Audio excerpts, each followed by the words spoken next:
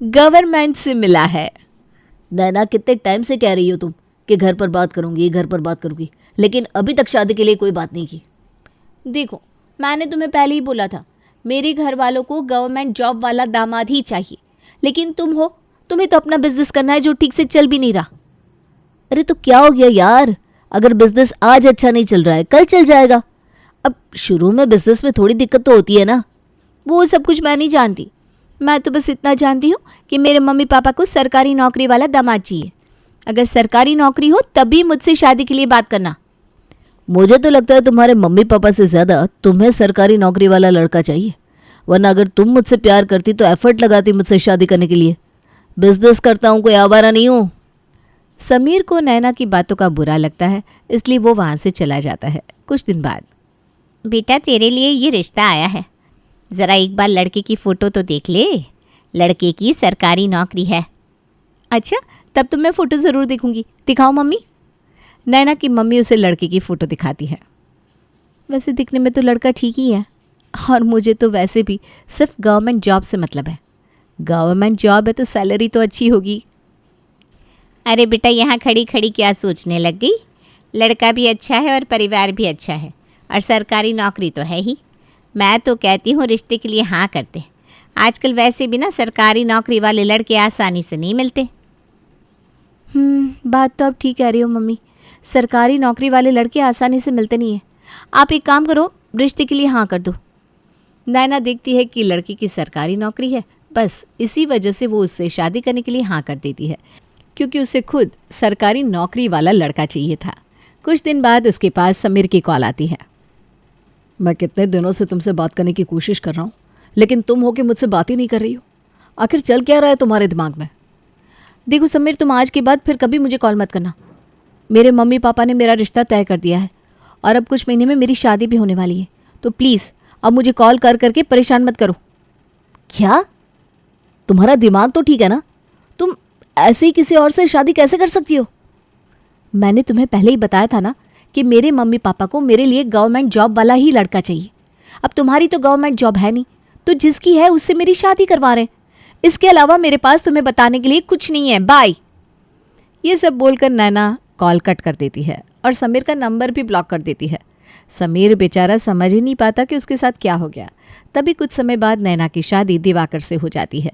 शादी की भागदौड़ में तो किसी का किसी पर ध्यान नहीं गया, लेकिन जब नैना ने ससुराल में एंट्री ली, अरे समीर कहाँ रह गया? पूरी शादी में पता नहीं कहाँ था वो। समीर, ए समीर! आया मम्मी। समीर बाहर आता है तो नैना को देखकर उसके होश उड़ जाते हैं। इसका मतलब इसने किसी और से नहीं बल्कि दिवाकर भैया से शादी कर ली। कैसी बेशर्म लड़की है ये। हे भगवान, सरकारी नौकरी वाला लड़का मिलना भी था तो इसी घर में मिलना था क्या? अब ये यहाँ पर मुझे ताने दे देकर मेरा दिमाग खराब कर देगा। अरे भाई, सब लोग यहाँ पर पुतले की तरह क्यों जम गए?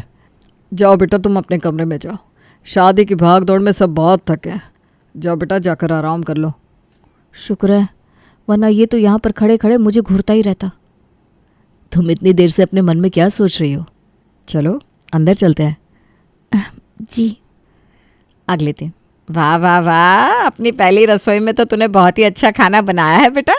खुशबू तो बहुत अच्छी आ रही है। अरे समीर बेटा, तू कहाँ जा रहा है? तुझे आज नाश्ता नहीं करना क्या? तेरी भाभी ने पहली बार अपने हाथों से सबके लिए खाना बनाया है। नहीं पापा, आप सब खा लीजिए, मुझे भूख नहीं है। और वैसे भी आज मेरी एक इम्पॉर्टेंट बिजनेस मीटिंग है, मैं लेट नहीं होना चाहता। अच्छा ठीक है बेटा, कोई बात नहीं, लेकिन बाहर कुछ खा लेना। हाँ जी मम्मी।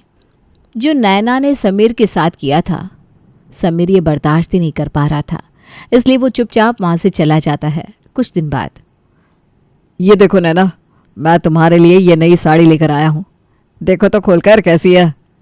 वाह समीर जी, ये साड़ी तो बहुत ही सुंदर है, लेकिन आप क्या मेरे लिए एक ही साड़ी लेकर आए हो? हाँ, अभी तो एक ही लेकर आया हूँ, लेकिन अगर तुम्हें और चाहिए तो मैं ज़रूर ले आऊँगा। नहीं नहीं, आप क्यों परेशान होते हो? आप एक काम करना, आप मुझे शॉपिंग के लिए 20,000 रुपये दे देना, मैं मार्केट जाकर खुद ही साड़ी खरीद कर ले आऊँगी। क्या 20,000 रुपये? लेकिन इतने पैसे की शॉपिंग ज़्यादा नहीं है, अभी तो कोई फेस्टिवल भी नहीं है। अरे फेस्टिवल नहीं है तो क्या हो गया, अब मेरे पति की गवर्नमेंट जॉब है, इतनी अच्छी सैलरी है, तो क्या मैं अपने लिए थोड़ी बहुत शॉपिंग भी नहीं कर सकती? अरे नहीं नहीं, बिल्कुल कर सकती हो। मैं तुम्हें कल पैसे दे दूंगा, तुम अपने लिए साड़ियाँ खरीद कर ले आना।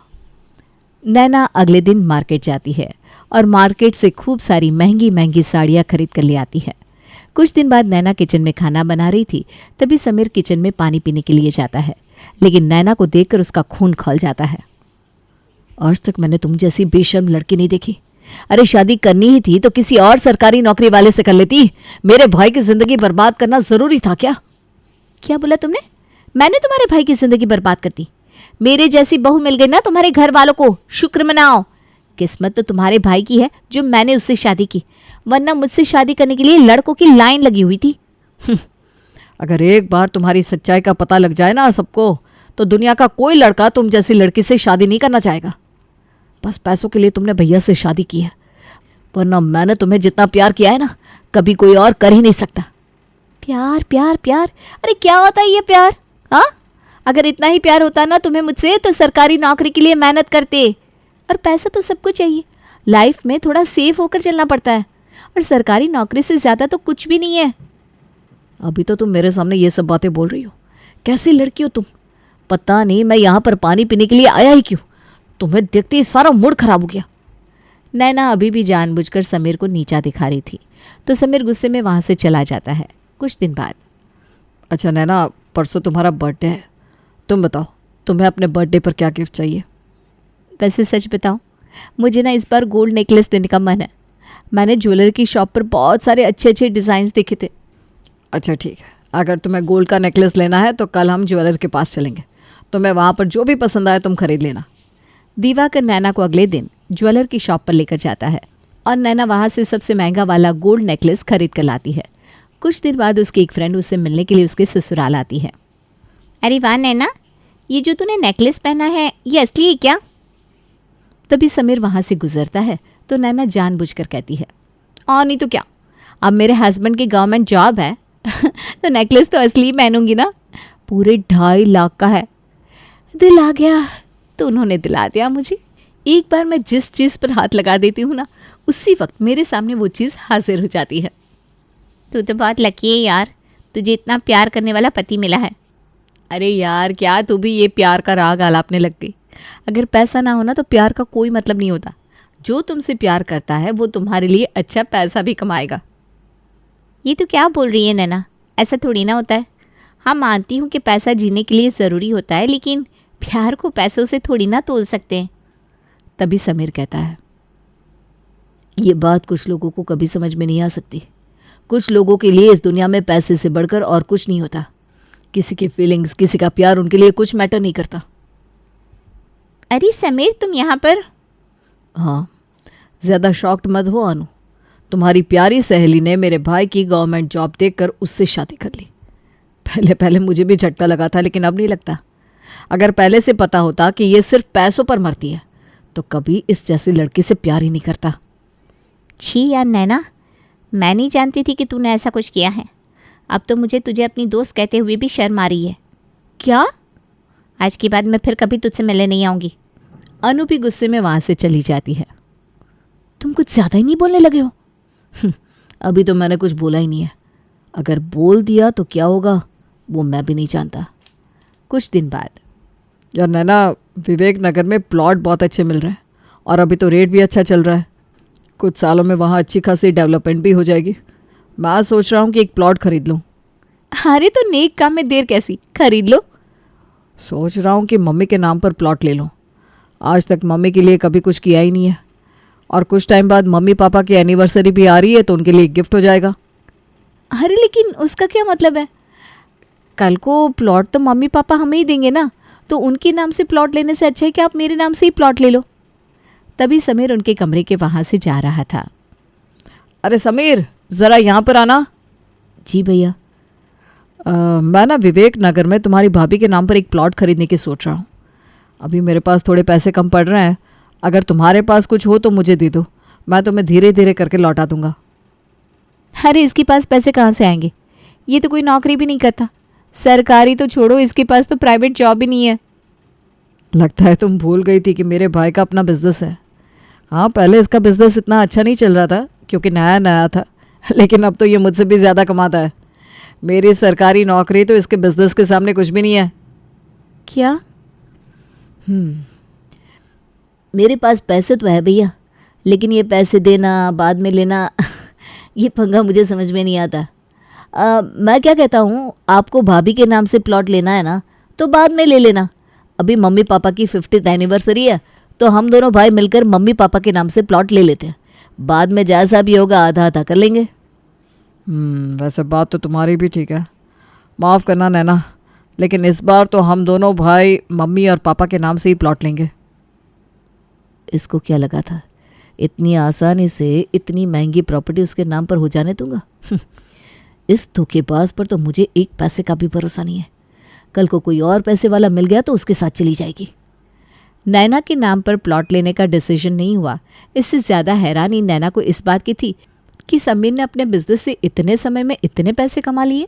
कुछ दिन बाद, अभी मेरी शादी को बस 1 साल हुआ है और 1 साल के अंदर अंदर इसने अपने बिजनेस में इतनी प्रोग्रेस कर ली। अगर मुझे पहले पता होता तो मैं इसी से शादी कर लेती। अब धीरे धीरे समीर के इतने अच्छे चलते हुए बिजनेस को देखकर नैना को अपने डिसीजन पर पछतावा होने लगा था। तभी कुछ दिन बाद, अरे वाह, घर के बाहर चमचमाती हुई नई गाड़ी, ये तो बहुत महंगी लग रही है। अरे हाँ, ये तो वही गाड़ी है जो उस दिन हमने शोरूम में देखी थी और मुझे ये बहुत पसंद आई थी। लगता है दिवाकर जी ने मेरे लिए ये गाड़ी खरीदी है। तभी दिवाकर और समीर वहाँ पर आते हैं तो समीर को देखकर नैना जानबूझकर कहती है, thank you so much Diwakar ji, मैं नहीं जानती थी आप मेरे लिए इतनी महंगी गाड़ी खरीदोगे। आज मुझे समझ में आ गया कि आप मुझसे कितना प्यार करते हो। चलो ना, हम दोनों ड्राइव पर चलते हैं। अरे अरे, इतनी उतावली मत हो। ये गाड़ी मैंने नहीं बल्कि समीर ने खरीदी है। इस साल उसके बिजनेस ने बहुत अच्छी ग्रोथ की है। कभी कभी तो मैं सोचता हूँ कि मैंने भी ये सरकारी नौकरी के बजाय अगर अपना बिजनेस किया होता तो आज समीर की तरह मेरी भी ऐश हो जाती। बिजनेस का तो ऐसा ही है भैया, बस थोड़ा टाइम लगता है और रिस्क लेना पड़ता है। लेकिन जितना पैसा इंसान बिजनेस से कमा सकता है, एक जॉब से कभी नहीं कमा सकता। वैसे मेरी गाड़ी अच्छी लग रही है ना भाभी? अब हाँ, अच्छी है। समीर का बिजनेस इतना अच्छा चल रहा है, ये देखकर अब नैना का दिमाग खराब हो गया। और जब वो इंटरनेशनल ट्रिप पर गया तब तो नैना ने अपना सर ही पकड़ लिया। कुछ दिन बाद, जब भी आपसे शॉपिंग के लिए पैसे मांगती हूँ आप ऐसा ही करते हो। अरे आपके पैसों पर मेरा कोई हक नहीं है क्या? मैंने तुम्हें कभी किसी चीज़ के लिए मना नहीं किया, लेकिन तुम तो अंधाधुंध खर्चा करती हो। अरे हर महीने कितने सारे पैसे शॉपिंग के लिए उड़ा देती हो। मेरी गवर्नमेंट जॉब है, इसका मतलब ये थोड़ी ना है कि बिना सोचे समझे खर्च करोगी। मुझे कुछ सेविंग्स भी करनी होती है। पिछले महीने ही तुमने शॉपिंग में बेफालतू में 25,000 रुपये ख़राब किए थे। माफ़ करना, लेकिन मैं हर महीने तुम्हें ख़राब करने के लिए इतने पैसे नहीं दे सकता। अब समीर को दिखाने के लिए नैना बेफिजुल में बहुत सारे पैसे खराब करती थी, जिसकी वजह से दिवाकर ने उसे इतने सारे पैसे देने बंद कर दिया था। अब नैना के दिमाग में आई एक खुराफात, अच्छा होता समीर से ही शादी कर ली होती। वो तो मुझसे इतना प्यार भी करता था, और कहते हैं कि प्यार कभी ख़त्म नहीं होता। क्या पता वो मुझसे अभी भी प्यार करता हो। करता ही होगा, मुझ जैसी लड़की उसे आज तक मिली नहीं होगी। मुझे समीर से बात करनी होगी। नैना समीर के कमरे में जाती है। तुम यहाँ पर क्या कर रही हो? वो मुझे तुमसे कुछ बात करनी थी। तुम्हें मुझसे बात करनी थी? बोलो, क्या बात है? समीर, मैं जानती हूँ मुझसे बहुत बड़ी गलती हो गई। मुझे इस तरह तुम्हें नहीं छोड़ना चाहिए था। तुम मुझसे जितना प्यार करती थी उतना प्यार मुझे कोई और कर ही नहीं सकता। ये अचानक यहाँ आकर ये सब बोलने का क्या मतलब है? तुम्हें जो करना था तुमने कर दिया, और अब इन सब बातों का मेरे लिए कोई मतलब नहीं है। नहीं समीर, प्लीज़ ऐसा मत बोलो। भले ही पहले मुझे तुम्हारे प्यार का एहसास नहीं हुआ, लेकिन मैं तुम्हारे बिना नहीं रह सकती।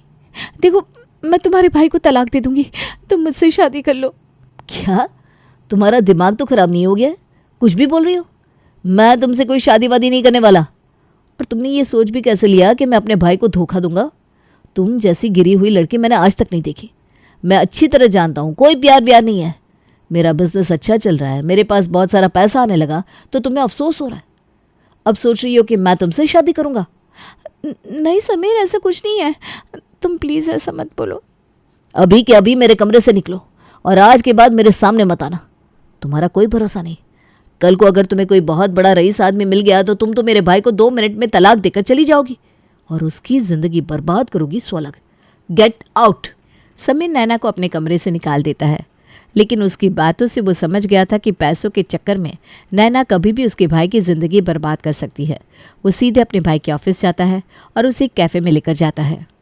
क्या बात है, तुम इस तरह अचानक ऑफिस आ गए और अब मुझे यहाँ पर लेकर आए हो? क्यों? और इतने टेंशन में क्यों लग रहे हो? किसी की सच्चाई बतानी है आपको भैया। समीर अपने भाई को नैना की वो रिकॉर्डिंग सुनाता है जो उसने नैना के रूम में आने के बाद ऑन की थी। उस रिकॉर्डिंग को सुनकर दिवाकर के होश उड़ जाते हैं। मैं तो कभी सपने में भी नहीं सोच सकता था कि नैना की सच्चाई ये है। मेरे भाई, अगर तूने मुझे पहले ही सब कुछ बता दिया होता तो मैं इस लड़की से शादी नहीं करता। मुझे नहीं पता था भैया, लेकिन जब तक पता चला तब तक बहुत देर हो चुकी थी। अब फैसला आपके हाथ में है, आपको क्या करना है। दिवाकर गुस्से में समीर के साथ घर जाता है और सीधा नैना के कमरे में जाकर उसे वो रिकॉर्डिंग सुनाता है। मुझे तलाक देकर मेरे भाई से शादी करनी है ना तुम्हें, लेकिन देखो मेरा भाई तो तुमसे शादी करेगा नहीं और अब मैं तुम्हारे साथ रहूंगा नहीं। अब होगा डाइवोर्स केस फाइल। क्या? बिल्कुल नैना जी, और मुझे तो समझ में नहीं आता कि तुम समझती क्या हो।